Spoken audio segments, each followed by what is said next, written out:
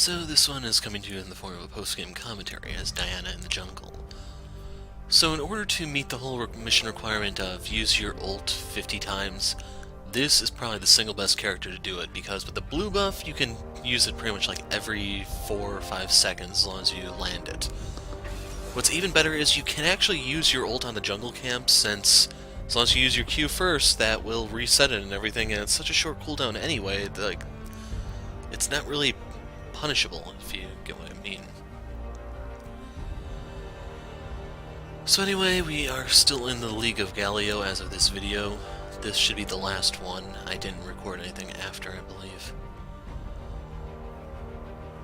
And then I have to slap some stuff on the end of this one, which is getting the Halloween ward, I believe. So you will see me get the final elemental dragons. I think the Baron also in this game, but I'm not sure. During that Swain game, I got like half the stuff I needed, so I just needed to go get the other half. So right there we have a GP top. With the whole Lissandra mid, I probably would have went someone else. Someone like that could be a little tankier or something.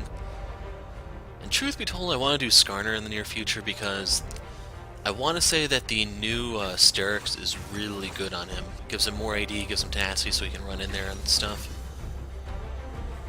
I haven't actually built it on him to confirm this, it's just me theory crafting, and he went for Kassadin. So yeah, I'm starting to remember now. I remember the double team on Kayn, which is going to be pretty funny. Not for Kayn, but you guys will probably enjoy it. So the tooltip for this one talks about how Avarosa was killed by her sister, which I believe was Lissandra, who the Kassadin was hovering, so I tried to circle him during the loading screen to try to say, hey, this was almost relevant, but he changed at the last second, and so on. Anyway, right there is my mastery page. I think I show the rune page in a second, but you can see Nasus top, Galio mid, Kayn jungle, Trist Thrush bot. And my swingcaster page, in case you're wondering, is 8 attack speed reds, 1 crit red, scaling armor yellow, scaling armor blues, and AP quints. As for our team, we have Kassadin mid, GP top, I'm Diana in the jungle, and then we have Ez and Soraka down bot. So Ez Soraka is not like the greatest bot lane you can have. Soraka is right there, I'm trying to say that was almost relevant, but then Kassadin had to go and screw it up. But yeah, Soraka, she's still decent. I think the Ardent change is going to hurt her a little bit. There's probably ways around it, so I wouldn't panic if I were you. And actually, crap. Let's see. Okay, so I do have... The ranked season is going to end about a week after this, because I want to get a Nami game so I can show off the sensor change before this all ends. So yes, at long last, I will finally approach our resident mermaid, who has not made an appearance on the channel for like a year. Just need to remember to queue up for a support role. But anyway, GP against Nasus. I'm not entirely sure how this matchup goes, because Nasus does essentially scale infinitely. Wither will have a fairly short cooldown compared to Remove Scurvy, that's what the orange is called. But the flip side is, GP can ignore a lot of Nasus' armor just by using his barrels. So there's ways for this to go either way. And unfortunately I didn't really look at the win rates to say, okay, this is going to go this way or this way. But for the mid lane, as I was saying, Galio is still really solid, but if you notice, this guy is running Courage of the Colossus. So, yeah. And Kayn is also running Storm Riders, I should point out. Thrush is running Grasp of the Undying. That can work. I mean, he just has to do like a few hits on minions to charge it, and then he pops Soraka as in the mouth, and sucks to be them. I should also mention that is a lot more devastating if he's going to go for the tanky Thrush build where he's going to stack health. It's going to cause that to deal more damage, and then by having more health he can build Locket and give a bigger shield. So that's not necessarily a misplay on his part, but it's just a different strategy, one I don't really see too often. And remember, I can emphasize this enough, different is not necessarily bad. It's only a problem if the person in question refuses to adapt to any way, shape, or form after they start losing. Then it's bad. So if you know my feelings about Iceborne Ezreal, especially outside of the jungle, you know I'm not going to take that well. So, Iceborne game, okay, we all build one. So keep in mind, Kassadin can use it if you go for his mana build. 30 seconds until minions spawn. Like, I wanted to one day actually show off the mana build on Kassadin in case you're curious. You want to get Tear of the Goddess, and then you want to stack items that give you mana and other stats. So Frozen Fist would give you armor and mana, and then you could go for, well, I'll talk about that in a second. So in case you're wondering what I'm typing in there, if you notice, that was Nasus who came down. So, since they saw me here, I was predicting they were going to go start on my blue. Kassadin is going over there to ward it, as you can see, because it was very, very likely for them to make a move.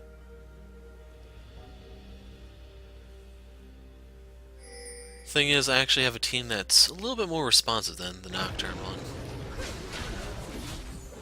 It's really disappointing that GP is screwing around in the brush, though, since he's up against Nasus. I mean, like, what could he really accomplish there?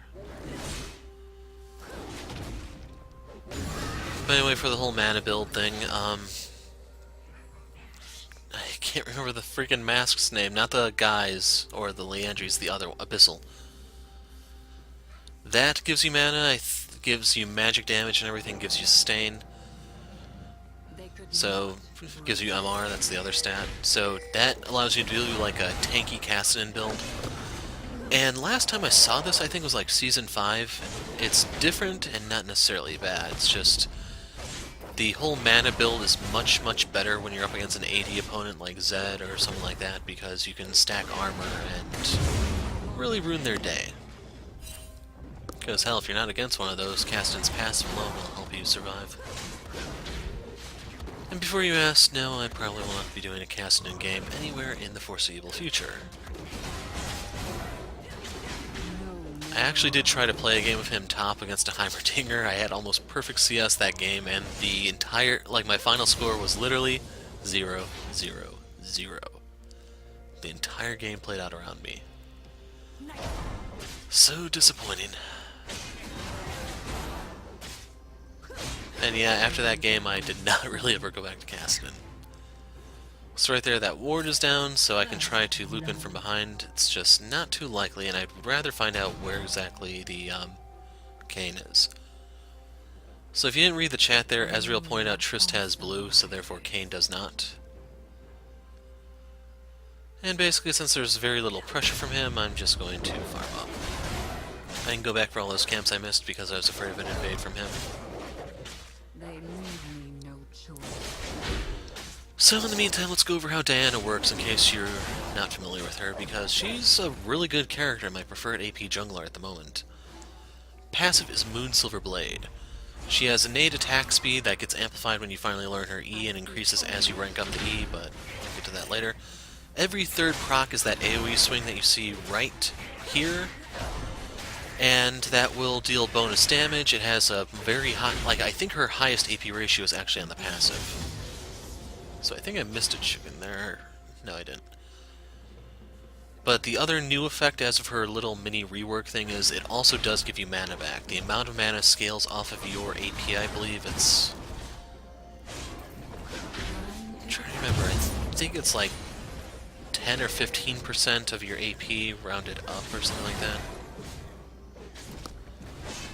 So basically you can sustain a little bit, even without, like, the jungle item and stuff.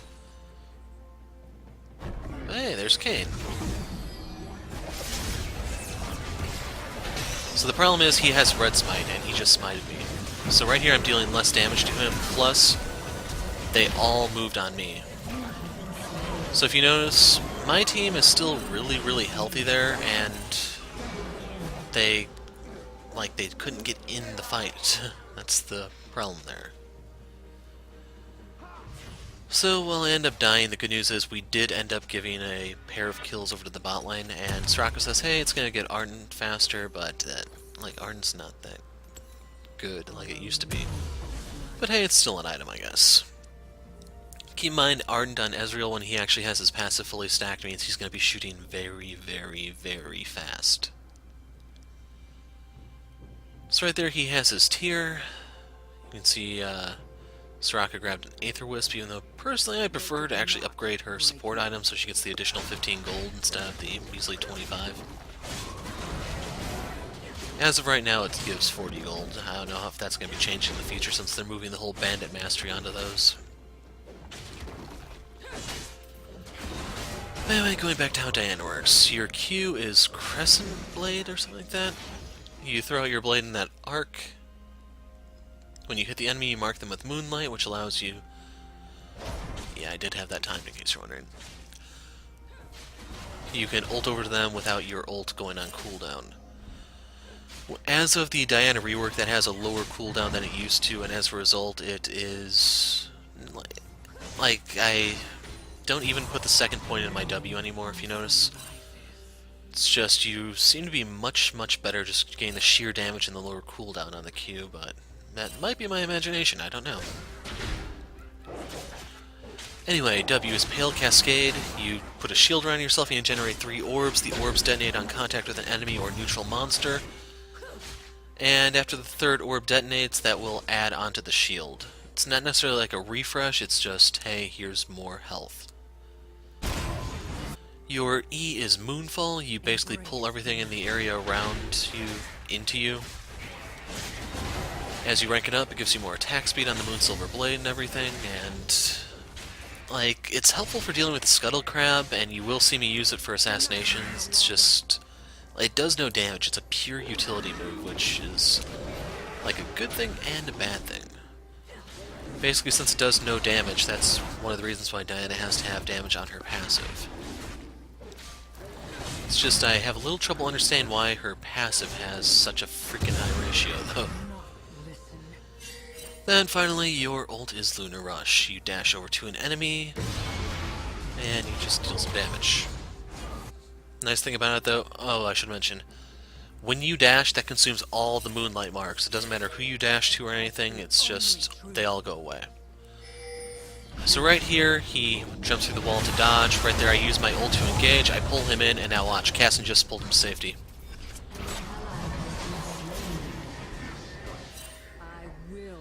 So the dumbass is pinging me, and he can see my ult is on cooldown, and I mention, hey, you're the dumbass who saved him.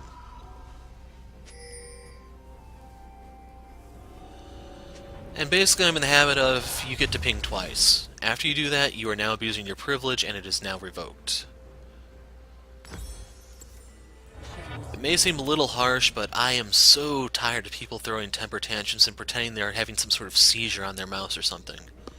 If you don't want to behave like an adult, I'm not listening to you. Dusk approaches. So anyway, for Diana, your big combo with her is you want to lead off with the Q, you want to jump in with your ult.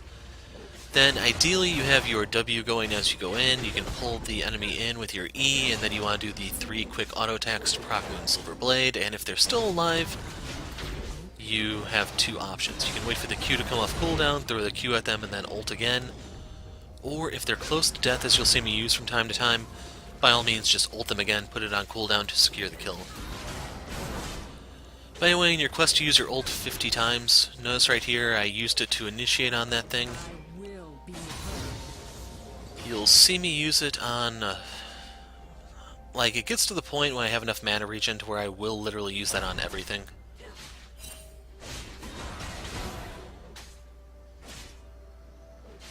But right here we need to take the Scuttle Crab again, so we have eyes on the top.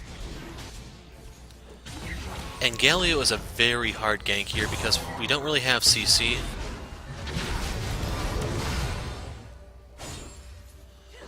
And then we are both magic users, so he has that shield against us. I cannot turn back. So right there, that's the use of your ult, it's off cooldown, and basically if you're having trouble using your ult 50 times in one game, you don't actually have to do it 50 times in one game, it's just Diana seriously does let you do that. It's up to you guys if you actually want to go from the very beginning and count how many times I do it, but I imagine I probably at least do it half the required times here. Dusk approaches. So right here I'm divided on, do I want to go top, do I want to go mid, do I want to... Well, top I'm going to leave alone, it's going to be mid or bot.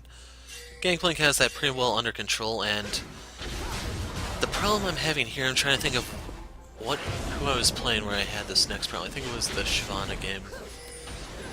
Basically, I had an Aurelian Soul on my team, and this guy spent no time mid. He's just handed the lane to Cassidy. It's yours, I'm done. And he just kept ganking bot. And the problem with this is I couldn't beat Cassidy alone because he had a completely free lane. There was literally nothing I could do to offset his gold advantage. And then I can't gank bot because he's... like, Aurelian Soul has forced them under tower. I can't tower dive.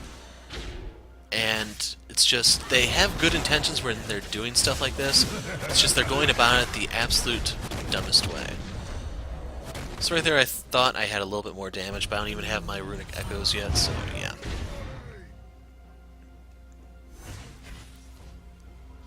Anyway, we got the Galio ult.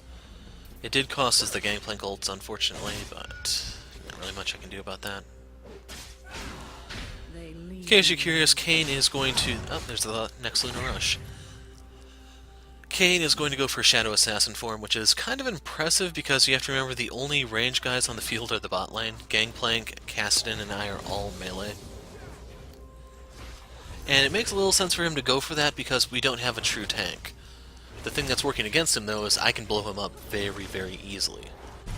Basically, when the two of us go at it, it's not accurate to describe it as a game of chicken, it's just we have the means to kill one another. Now, the bad news for Kayn is once I get Zhonya's Hourglass, he no longer has that pressure on me anymore. It's completely one-sided. He could get like a Guardian Angel or something, but there's no actual protection like the Zhonya's does. Basically, I'd pop the Guardian Angel, and then I'd just stand over him, and then as soon as he comes up, I just jump on him again, and then he dies.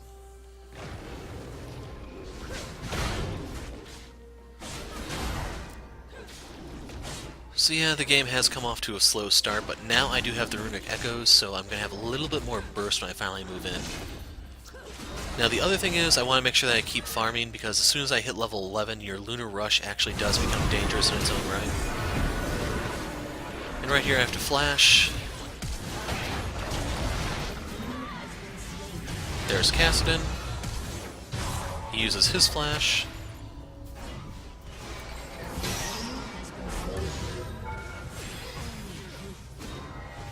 So right there I put up the W in case I was taking another tower shot. And now the thing is, we actually could have gotten it if we stayed. You'll see Cassidy get really, really close, but there was actually literally no need to get it right now. And the reason for that being is Gangplank already got first tower, so there's, like, you don't get bonus gold for taking second tower or anything. So he could have literally left that alone when mid dealt with Galio, and then we basically just kill bot lane again, and then we actually take it for real. But yeah. So you can see there it is with 300 health.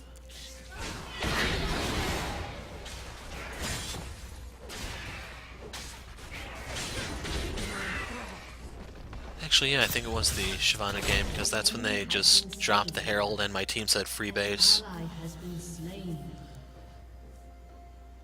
But anyway, Kayn went down, and I should be running Bounty Hunter here, if I remember my masteries correctly, so we do need to work on actually getting some stacks in the near future, so I actually have some amplified damage.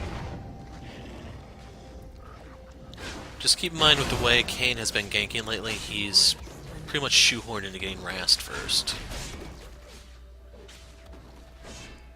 And unfortunately, like, this is one of those really bad scenarios for Kayn. And what I'm getting at with this is we don't have a tank, so therefore Shadow Assassin is better. But the thing is, we have next to no ranged guys, and therefore Shadow Assassin is much harder to get. Rast is the easy one. So, like, it's just one of those undesirable situations that you will find yourself in periodically as Kayn, which is why he's not in, like, my main group of played junglers. There are times when he can do decent, don't get me wrong, it's just... he has some strange things you have to pay attention to. It's probably the best way to put it. Anyway, right here I want to go for the squishies. It may seem a little harsh, but you have to remember the... actually, you don't know, because I didn't upload the Thresh game. Thresh's souls give him armor and AP, they don't give him MR or anything, so he's getting a little tankier while he's fighting down here, it's just... he's not actually getting any sort of protection from me. I was a bit unlucky on the Gangplank ult because that scared them off, so I couldn't do anything.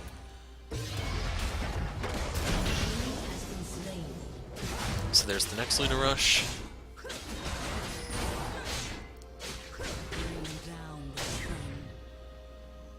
And hopefully you can see how much attack speed I have at the moment. Hi Trist! Stack number 1.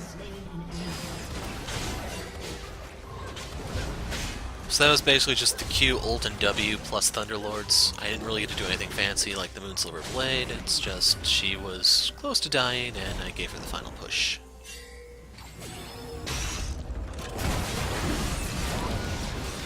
Hi Kane! Stack number 2. So right here, Galio's coming in. And down I go. Thing is, I still got 2 stacks of Bounty Hunter, so I'm kind of okay with this. Thing is, you can see how much trouble they're having actually hurting the Galio, and then Galio Nasus is a pretty nasty tank line that we will have to cut through. Keep in mind, we will not actually have like a hyper carrier or anything out of our own to work against them. The closest thing we're going to have is just Caston and Gangplank, who are pretty strong late, period.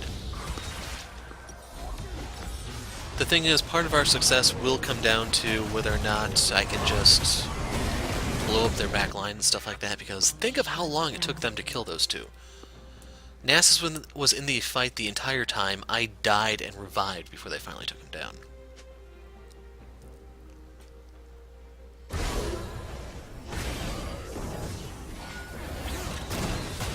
So, very nice barrel from Gangplank.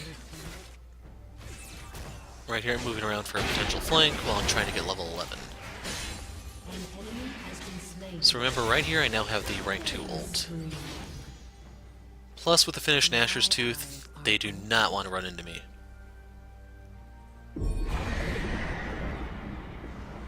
So Caston's going to take care of the Herald, meanwhile I'm going to blow up Kane. So right there I just said screw it, he's going to die anyway, I can afford to put my ult on cooldown. But that was 2 uses of Luna Rush right there.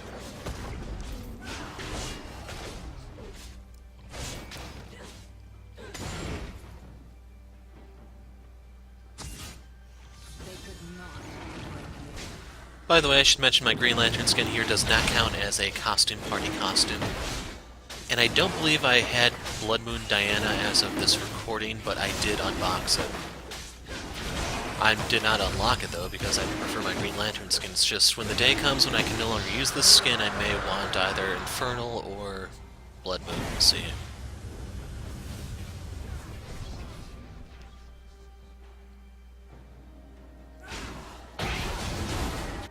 Oh yeah, I should also mention about the Kane kill. I already killed him once, that's still only 2 stacks of Bounty Hunter.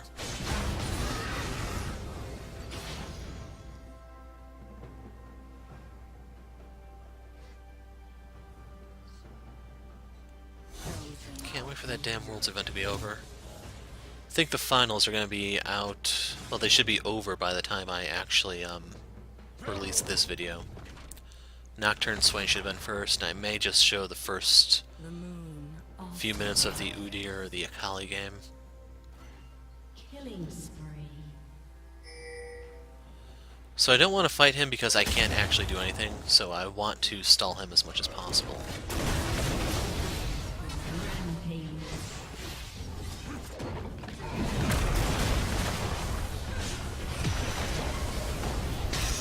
So right there they hooked me, but I don't know what they were trying to do. So down goes Nasus. Unstoppable. In case you're wondering, once I have Lichbane, I'm going to be a little more comfortable fighting him, but still, he's not someone to be taken lightly. Follow no false light.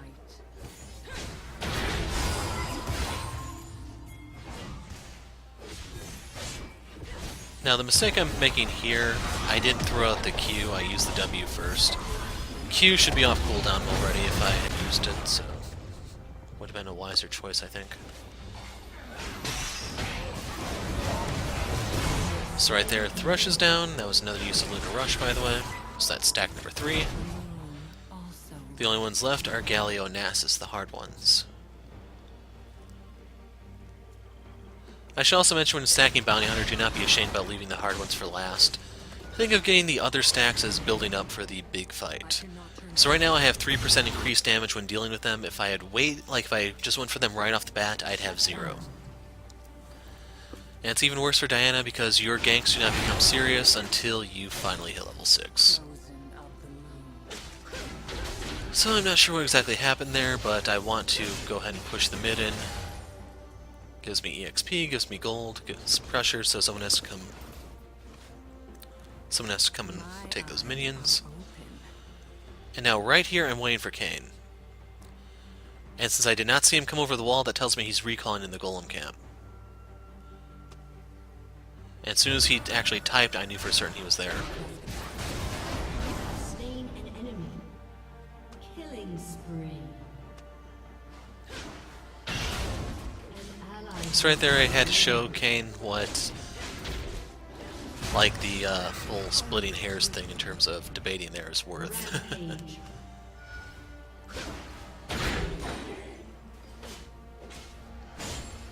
So I do not know what Nasus is thinking here. He doesn't take me seriously, so I have to put him in his place. Stack number 4. One of the difficult ones at that, I might add. So if you look at the mini-map, Trist is being led here, so I'm a little nervous. I don't really want to fight when I'm this unhealthy. And overall, we're trying to death brush her. Just have her take a barrel to the face, and then I'm going to hop the wall and ruin her day. Thing is, you can see on the mini-map she's back mid, so I figure, you know what, I'm going to go finish off this tower so I get the local gold. Go ahead and push these in. And I'm not forgetting about you, don't worry.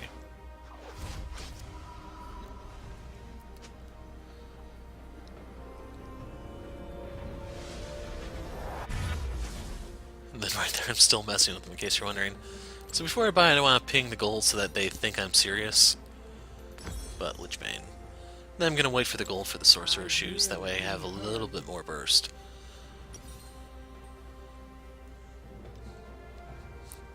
Overall, I'm not worried about the CDR boots because I want to get one more CDR item on Diana. It's usually either Banshees, if I have to worry about CC after going in, or Zhonya's in case I have to worry about getting blown up. With Kayn, it's definitely a Zhonya's game. Speaking of which, he is dead.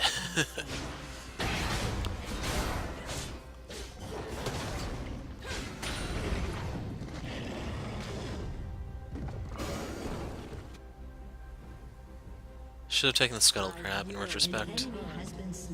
But it's one of those hindsight things, to be honest. Wasn't sure if I was needed over here or not.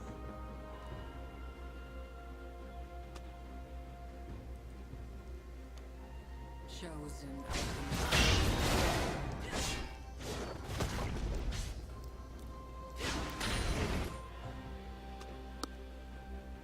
So right here I'm pushing these out so that if someone does show a bot, they have to clear that out while I take Dragon.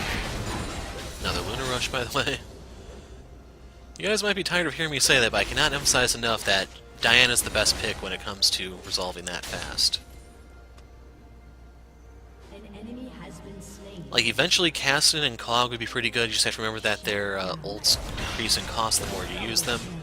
Diana does not have that problem as long as you keep landing your Qs. So anyway, escape route is now secured. I can either run through the speed shrine, I can flash over the wall, I can do a few different things.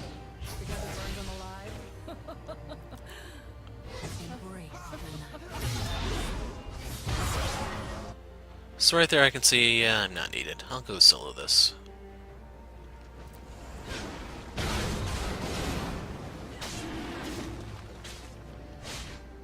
So right here I think I'm paying more attention to chat than anything. But the dragon is an excellent target for just proccing Lunar Rush repeatedly, I should point out. So I think I used it 4 times, or maybe 5 on it. Just need to make sure that your team isn't feeding so you can actually go get that. They could not break me.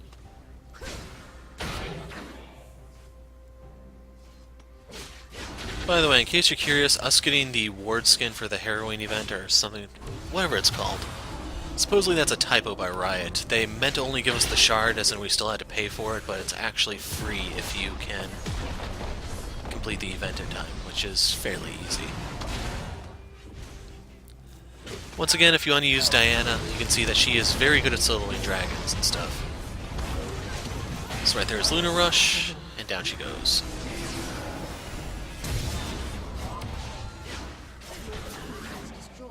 So poor Kane. He does not realize he has an assassin on both sides of him, so he has to die.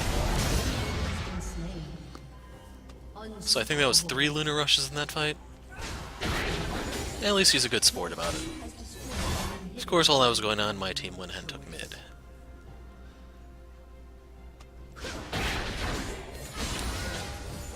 Right there, we hit level 16, so we have the rank 3 ult, and it's a lot worse for them right now.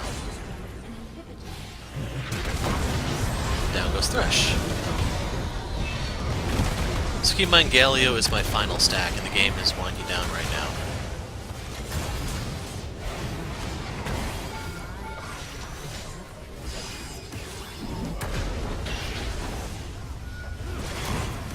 Should point out I do not have a lot of mana to keep spamming the Q like I am. It's just, hey, casting's a free kill, so free kill.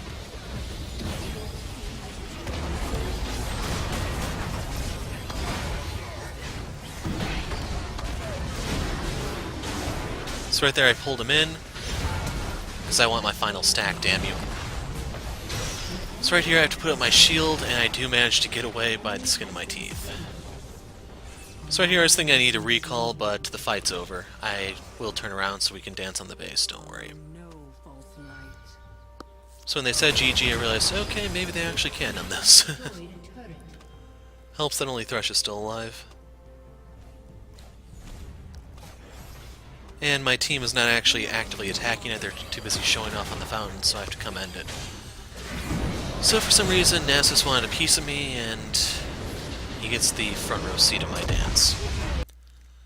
So right here is the end of the event, I'm going to splice some stuff in, so you'll get to see a little bit more like me unlocking the ward skin. But anyway, I'm going to do my little outro now. I'm the Hero of Light. Thanks for watching, and goodbye.